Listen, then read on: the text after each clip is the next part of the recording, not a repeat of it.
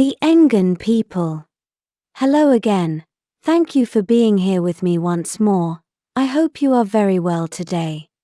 I am Marie. This information can be seen as science fiction, or as the viewer sees best, and I post it for entertainment purposes only. Still, I take my information very seriously, and for whoever has eyes to see. As I have said before, and I will keep repeating it as it is perhaps the most important message my group and I can ever give, is the hard fact that there are more people like humans out in space, being that humankind is by far not exclusive of planet Earth, did not evolve there and was not created there either. There are more humans, as such, out in at least 400,000 different civilizations, all of which belong to the Lyrian, or star-human family. Although the term, human, is widely used referring only to the Lyrians who inhabit planet Earth, they are all members of the same genetic branch and family. One of the most interesting star races from the Pleiades is the Engan People. They are active members of the Alcyone Council, which is the diplomatic organization that sees over the interests of all the star races who inhabit the M45 star cluster, also known as the Pleiades. And through the Alcyone Council, they are indirectly members of the Galactic Federation as well. Through the agreements developed through the Alcyone Council, they are tasked with taking care of the Pleiadian M45 perimeter with their vast and capable military. Being that they are the most numerous race in the Pleiades, they are too, and by far, the ones with the strongest military force, with the Taygetans in a second place. They are a wise old warrior race, characterized by having a very strong ethical and spiritual frame. They are also considered as guides and examples to follow for any other race, especially those of Lyrian genetics. They are the perfect example of the culmination of strength and spiritual evolution of any Lyrian, star-human race, and as an example, you can see them as the star-human version of the Urmah people, as they share many common traits and characteristics with the feline civilization. Traits that can be seen reflected even in their architecture and social structure, which is a step council, holistic society, being guided by a patriarchal royalty in power, that is, they have a king, but who cannot do much without the approval of their high council, which works much like a senate in Roman times. This political system is also very similar to the one found in Taygeta, with its matriarchal holistic society, and a queen in power, or the Urmah large feline people, who also have a patriarchal, step council holistic society, with a king in power, a white lion. Many Urmah souls like to incarnate as an Engan, as Urmah star seeds, and many souls who have been Engan also like to incarnate as an Urmah, as evidenced by the memory of past lives of the members of both cultures, as well as with the aid of technological devices which measure the frequency and vibration of people, and help to know where they have been as souls before their present incarnation. This goes for Taygetans as well, as their souls like to jump from Taygetan to Engan to Urmah, and back to the first, all the time during their incarnations. The Engan people inhabit all 3 planets orbiting the Pleiadian star Electra, also known as 17 Tauri, which is a gentle blue-white giant star in the constellation of Taurus, and it is located approximately some 400 light-years away from Earth. It is the 3rd brightest star in the Pleiades open star cluster M45, which is visible to the naked eye, with an apparent magnitude of 3.7. Much has been said in the scientific community on Earth that the Pleiades M45 star cluster is too young to harbor any life, yet as I have explained before, time is relative to the observer, and does not hold the same value everywhere, as it depends on the consciousness that is manifesting it, as a mere sub-product of the act of being aware of its own existence. M45 Pleiades is by far not too young, and it is boiling with all kinds of life. The Engan people are one of the most influential Pleiadian races over the development of humankind, and they have worked together for Earth and humanity, shoulder to shoulder with the Taygeta and with the solar Tien people, also from the Pleiades M45 star cluster.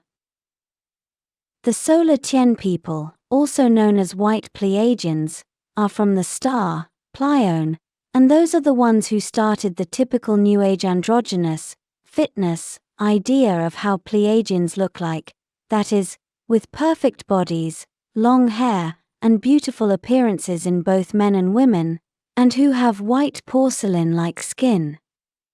They deserve a video of their own.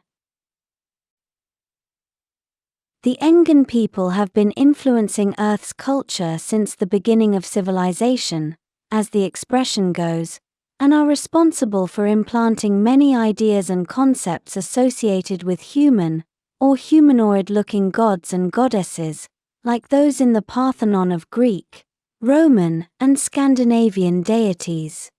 The Engan were taken as gods and goddesses by cultures of old on Earth, because of their high technology and their affinity to directly implant useful concepts onto humankind, concepts like metallurgy, agriculture, and philosophical ideas.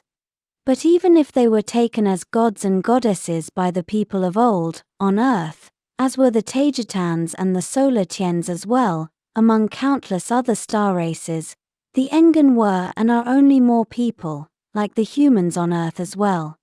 This fact can be seen reflected in the very human drama and actions attributed to the Greek and Nordic gods and goddesses, which reflect their good and bad qualities, their love life and drama, as well as their very mundane needs and wants. The drama and the consequences of the Engan are clearly reflected in the Nordic and Viking sagas, as well as in Scandinavian folklore, but perhaps with wider detail, it is seen in the works of famous Greek thinkers and authors, being that the best example of this subject can be found in Hesiod's Theogony, which was officially written around the year 700 BC, and it is the first known Greek mythical cosmogony. Although I am talking about Engan influence here in this video, I must point out that all this I am explaining goes for Taygetans as well, as they often mingled with the Engan back then, as they do today, and with whom they cooperated to influence Earth's cultures of old, for better or worse.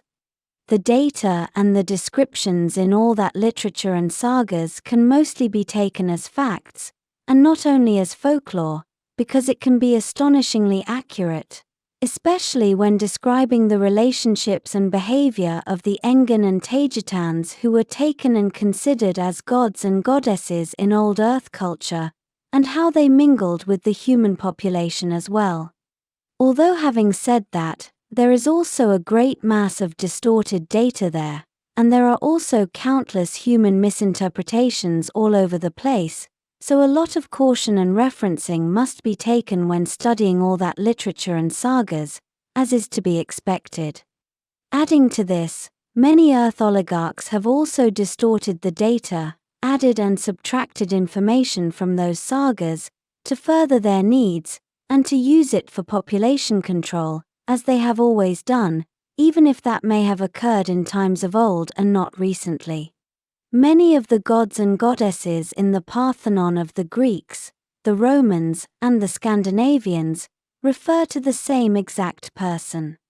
Although this in itself is a subject for another video, a perfect example of this is the Greek god Zeus, who is also Jupiter for the Romans, who was Amun for the Egyptians, and who was also Odin for the Scandinavians.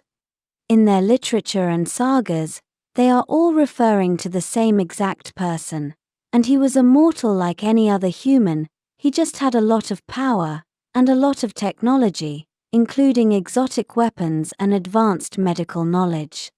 In those literary works and sagas, you are only seeing the same man as he moved from one place to another, being that it was in Scandinavia where he was seen last, on Earth, missing an eye, by the way.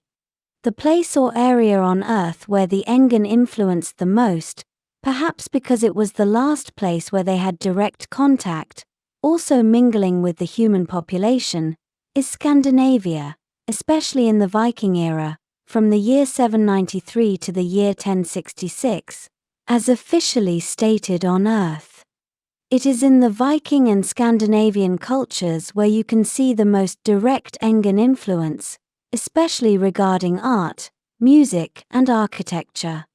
The Engan influence can also be seen in western parts of Russia, and all of Eastern Europe as well, among countless other places on Earth.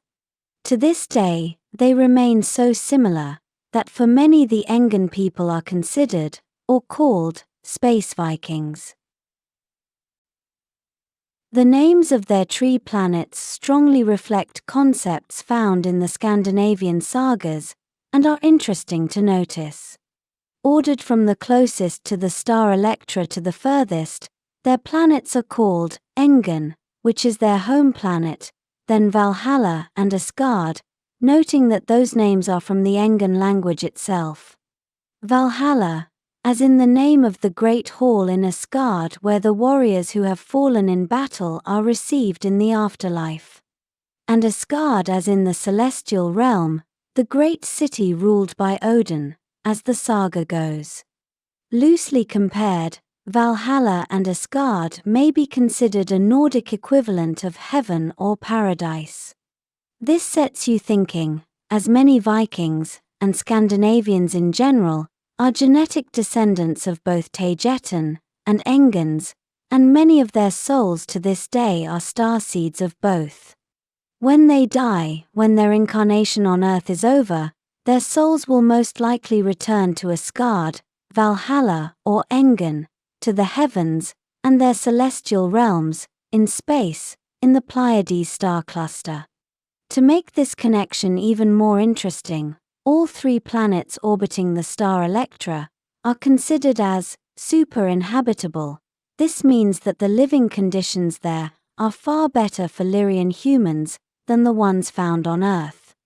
The gravity is softer, the climate is less extreme, and the biology is friendlier and more vast, and so are all other natural resources there, making all three planets orbiting Electra perfect examples of paradise planets.